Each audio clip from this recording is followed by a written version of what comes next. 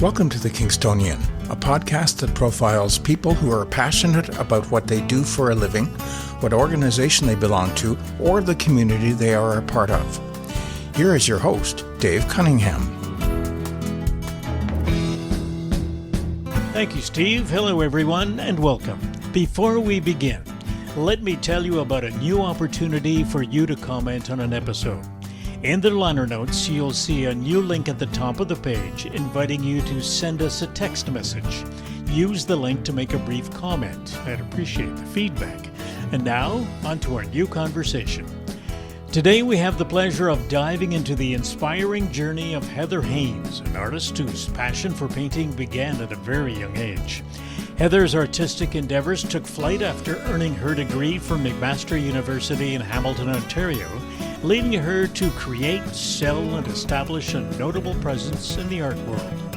However, it was a serendipitous encounter during a trip to Rwanda that transformed Heather's life. This encounter ignited a deep commitment to make a difference in the lives of orphans located in the city of Goma in the Democratic Republic of the Congo, a conflict-ridden area. Harnessing her artistic, marketing, and organizational talents, Heather founded The Art of Courage, a nonprofit dedicated to raising awareness and funds for local initiatives, supporting these children's journey to a brighter future.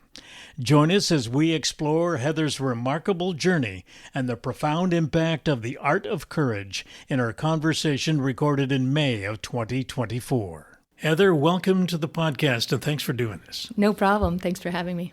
Let's start at the very beginning. Was art something that you really wanted to do when you were young? Yes, art was what I loved to do.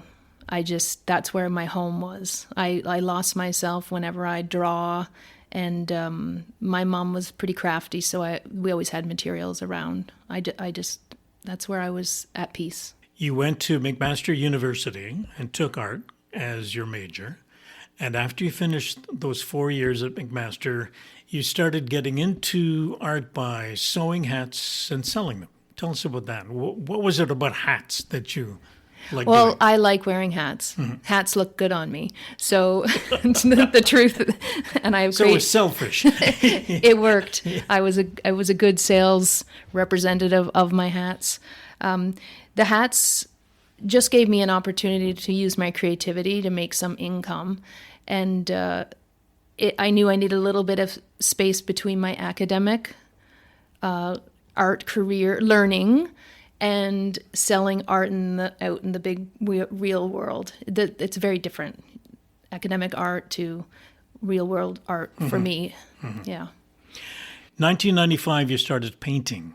What kind of painting did you begin doing at that particular point? I started by, I wanted to erase everything I had learned at university because it really clogged in my head. It became too heady for me. Mm-hmm. So what I did was I imagined myself being 5 years old again and what that felt like, and I started creating paintings from that place. So it was very amateur, little houses on hills, very folky, and it kind of evolved from there. And people loved that work, and it was honest. Somehow it came through me. Mm-hmm. Was that something that you thought you could make a living out of at that point? I didn't worry about it. I didn't concern myself with making a living.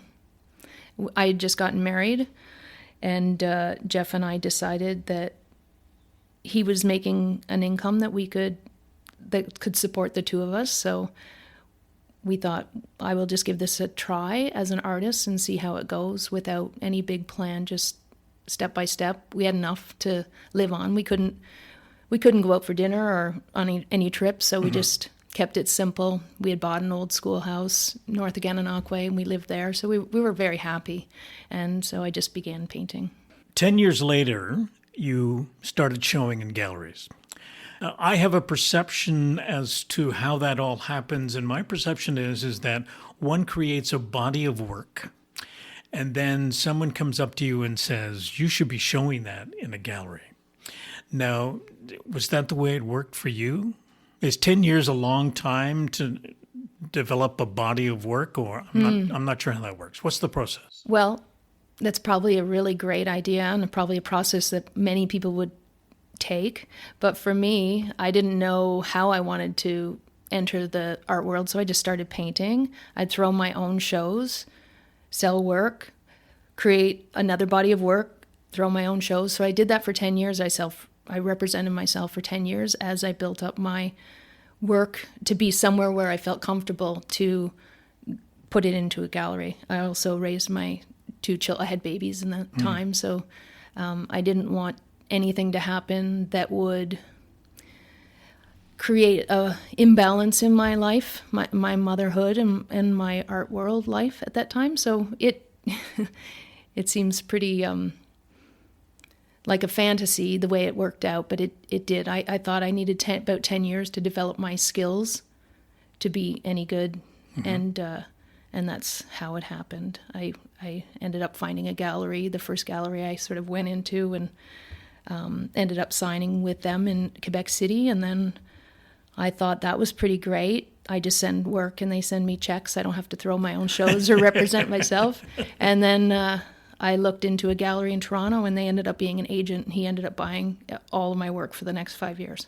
Really? Yeah, I didn't even have, he just bought it. What did your work look like when you first started showing in galleries? That was my tree series.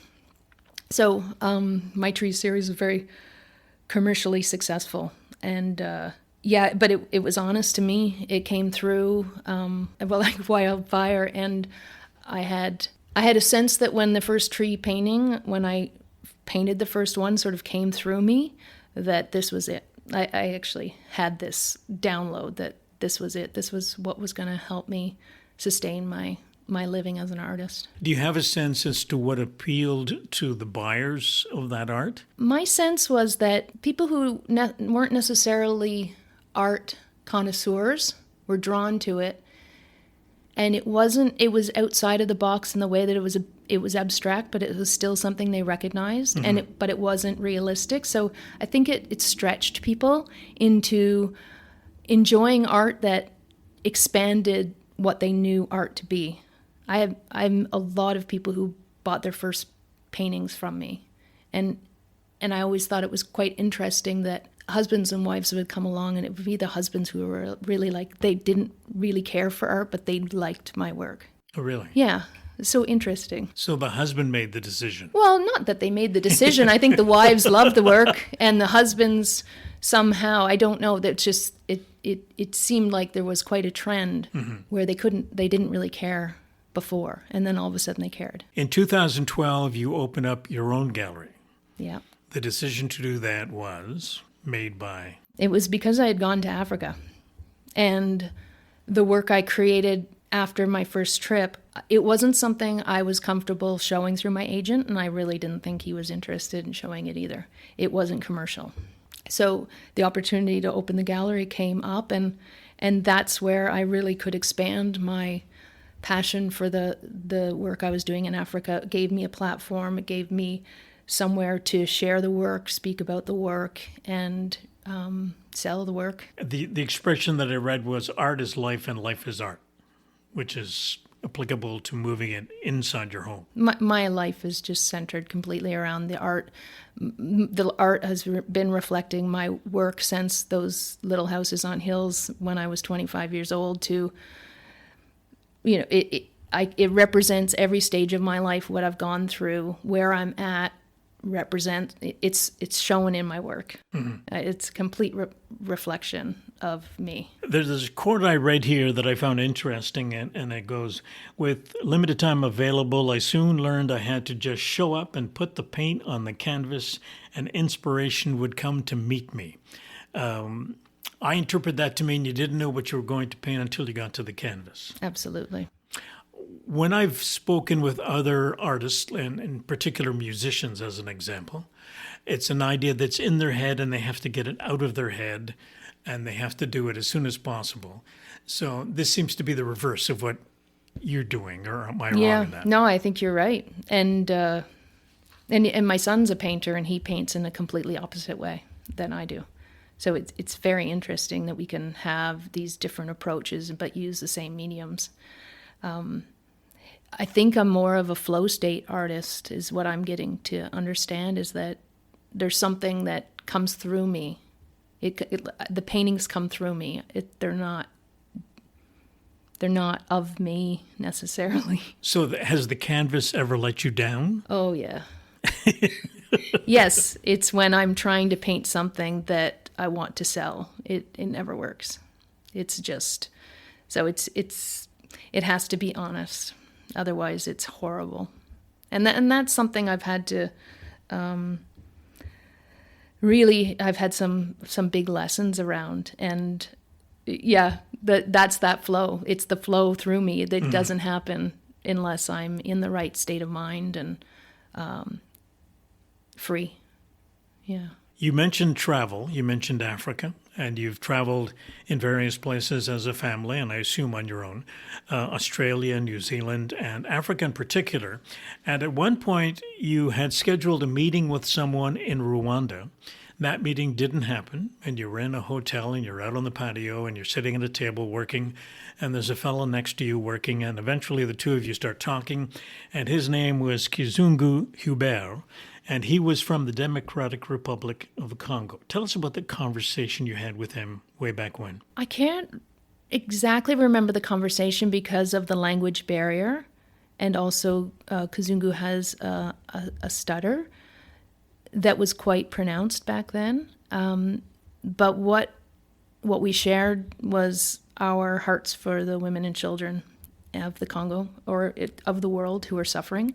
And he just shared with me that he was looking after 16 orphans. And I gave him stickers and a few dollars. I had nothing left because I just left the DRC that day.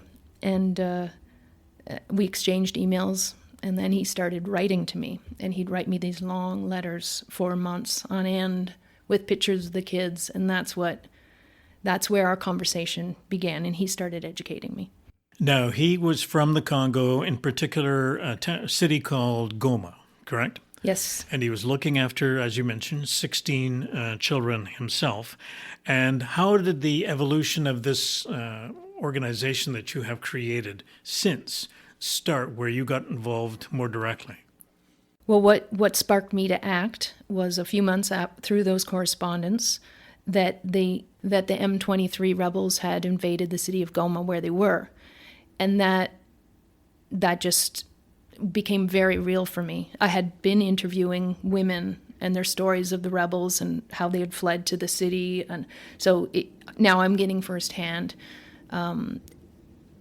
correspondence with Kizungu of what's going on. So that day when M23 invaded Goma back in May 2012, I emailed some friends and family to request help to raise funds to build a home for those kids because they were being evicted from their home, like a shack they were living in. And so by the end of that day, there was enough money to build a home. And there you go. That's where it started. Let's take a minute and talk a little bit about the geography and the politics of all of this for folks who aren't aware of what's been going on. So the Congo's basically in the middle of Africa, and Rwanda is a smaller country geographically to the east of Congo, but Goma is right on the border, or very close to the border. And M23 are people from Rwanda, and they have been invading, and I guess the politics of it is that there are some minerals that they want to get their hands on, or they want to take over a certain part of the Congo and separate it from the rest of the Congo. Is that the thinking in their minds? I think some of the thinking is that Rwanda would like to own that part of the Congo and have access to those resources, the minerals, and especially coltan, and at this point with the electric cars and the smartphones, etc.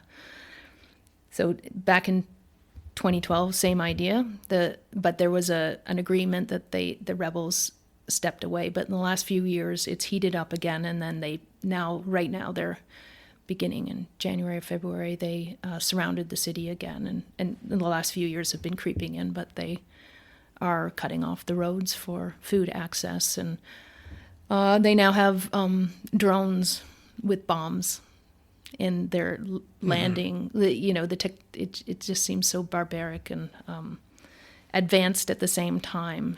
It's Let's go back to 2012, and you start work on building a house to accommodate these kids. Now, they would range in age from, at that point? At that time, I would say the kids were from 3 years old to 12. And there were 16 when I met Kazungu, but by the time the house was built, by January 9th, they moved in, and there were 80 kids. They weren't all living in the home, but Kazungu had taken them under his wing and found homes for them because of this new influx of people fleeing to Goma into the IDP camps, and these were children who didn't have any relatives left. Now, what's Kazungu's role in all of this? Was he working somewhere else to make a living, or was he just looking after the kids? Before I met him, he was working for a Swedish NGO, I believe. And what I'm sort of putting the pieces together is that they had to come to Goma. They had to flee where they were. I think they were in Saki because of the rebels. And that's why he ended up in Goma. And I believe that NGO dissolved. So he was just left with the kids. There was a woman that lived in Rome who was helping support them. She was Australian, but living in Rome. She was helping raise funds to support them at the time as well. But there was no, he had formed his own nonprofit, the VMC in Goma. Like it's a Congolese nonprofit that he founded. So the two of you are working together, and you are not only providing them shelter, you're also helping them with education, healthcare, that sort of thing? Yeah, in the beginning, there was no plan for this. This just sort of happened, the 80 kids, and then I realized I was fully in without knowing it, because then the kids needed school fees, and the school fees are about $300 per child. So then I started raising money to send the kids to school and to send money for food as well. Now, does the nonprofit also have a school? Yes, so that came a few years later. Kazungu said that what he would like to do next would be to build a school, because the money that we were spending on school fees, we could hire teachers and educate more kids. So that's what happened. A man came in the gallery one night when I was showing part of my Wall of Courage, which was 80 paintings that I painted to represent these first 80 children. It's how I advocated and educated and raised funds. He came in, and his name is Michael Holliday, and he said he'd build a school. So he did, and we went and visited the school in 2017, and now we have 542 kids that are being educated this year. So you went from 16 to 80 to 540. Yes. And growing. And so, as we said before, I guess it's the most at-risk kids that would be living together in one house, and then the rest are in foster homes in the Goma area. That's exactly correct. And we have a women's training center, the Chikudu Women's Training Center, that was founded by Kathy Cleary from Kingston. And the women that have gone through the program, they really are the backbone of our culture and community there. They have a lot of the children that they have living with them. Now, there's been some indirect benefits to the community of Goma, I would assume, with the building of a school and the building of a home and all of these extra kids coming in and the necessity to buy food and school supplies and all that sort of thing. Oh yeah, the community. We also have a staff of 25, which are teachers and the women who cook and look after the kids. Kazungu, the people who work for him, the women's center. So people are making a decent living, which then helps their families. So Kazungu often will say it's 1,000 people that are benefiting from the school and the home and the women's center that in Goma. Now, you mentioned before that obviously you need to raise funds to keep this all going. And one of the prime things that you've been doing to not only raise funds, but also raise awareness is this Wall of Courage that you mentioned. So this is 80 panels representing the first 80 students that were in the home. And describe the panels, because I think this is a very interesting piece of art, given how big it is. Mm-hmm. It's each painting is 2 foot by 3 foot, so there's 80 in total. So when it's hung together, it's 4 high and 20 wide, which is 40 feet long and 12 feet high. And it just you can't miss it. It becomes a complete wall. There, the children standing facing you as the viewer, right in the eyes, and often I've written their stories or their parents' stories of how they became, parentless, and their violent stories. It's confronting, it's uncomfortable. That's something, I had to face when I first started doing this work. Was I was making people feel uncomfortable instead of feeling really good with my art.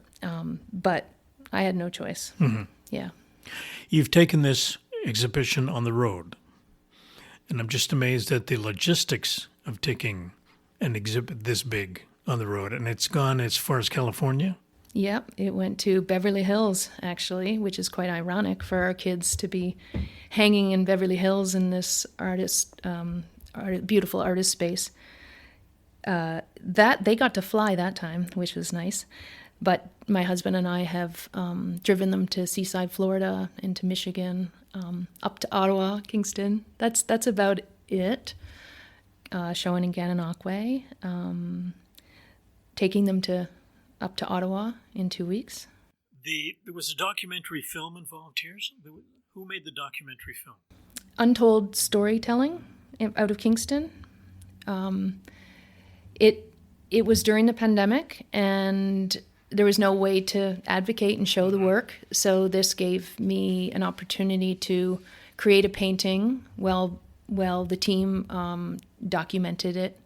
I painted a 15-foot wide, 6-foot high, 6-panel painting of the Chikudu women. So it's sort of in parallel to the Wall of Courage, which represents the children. This represents the women.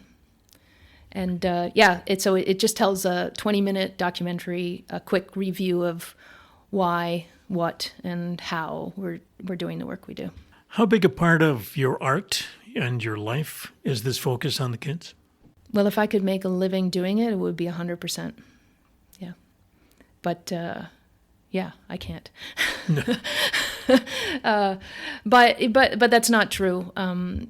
In January, I sort of stepped back from my other work, and my husband picked up a hammer, and he's been doing work around town to pull in some money so that I could just focus on the Art of Courage, the nonprofit, not necessarily painting, but getting things moving. The organization. Just itself. Really putting my head down and moving things forward with our team. As we talked a little bit about earlier, things have changed again for the worse in that particular area. And I was reading where not only are the rebels coming in, but what's happening is the people who live around Goma are ending up inside Goma because they're looking for a big space to protect themselves, which means that the resources in the city are being stretched to the limit. And I would imagine that has an impact on the home and the school. Yeah, the cost of food and getting food has doubled again, and it did because of the food prices all around the world because of the Ukraine war. That doubled then, and now it's doubled again, and that's our highest cost is the food and access to food, and you never know if it's going to be available or not. So that is our biggest risk right now for our community, but the people in the IDP camps, they are at risk of having rebel attacks, which is just really sad because our community is built on those same people, the people who are fleeing, coming to Goma right now, the whole influx of people coming to the IDP camps. This is what who our community were 12 years ago. So where are all these people going to go? How there's not a lot of organizations that are doing this kind of work on the ground. It's kind of impossible unless there's people there who are doing it. I met Kazungu, who was doing this work. We empower him and support him and his team to do it. It's not us. And this is something the general public doesn't hear too much about. No, it's the conflict in Africa in particular. No, I don't think, I think we're somehow desensitized by it, or it's sort of over there, it's Africa, it must be tribal. I think these are the things that people just assume, and the narrative that's sort of spun so that we don't relate in the same ways as we might to the Ukraine war in particular. I think that was a big conversation that we saw, we as white people saw ourselves. Mm-hmm. And so I think it's a racial thing as well, that we don't necessarily see ourselves in the Congolese people. The Art of Courage is the nonprofit corporation that you founded and set up. And tell us what the corporation does as it relates to what's going on in Goma. Well, we're really there to support the team on the ground. Kazungu, Lucien, who's his partner, she's one of our first Chukudu kids, actually. She was 9 when I met her. She's now in her early 20s. She's very smart, very talented photographer, and she looks after the kids and makes sure she shares stories with us so we can share the stories with our donors. So what we do here is raise funds through our sponsorship, which we like to think of as championing a child. Mm-hmm. And we also have small business donors. So we have this month-to-month donations that come in that are really important to the foundation of our project to keep it running. And then we do other fundraising. But we're there to support and find ways to help them move this project forward and sustain it. Sustaining it right now is number one because of the risks we're facing. Yeah. And the panels themselves are for sale, aren't they? Yep, I've sold a number of them. There's still. I saw the sold sign on a few of them as I was looking. Yep, and I donate some of the money to that. What I can afford to donate, I donate. Yep. I would love to donate all of the proceeds, and I will as soon as the big cash comes in to me somehow. That would be my dream, to be able to sustain my living, and then all of the work I do, I could donate. That would be my dream. Now, a message to those of you listening to this podcast: you can go to the group's website, very simple and straightforward, www.theartofcourage, all one word, .ca. We'll include it in the liner notes to this conversation.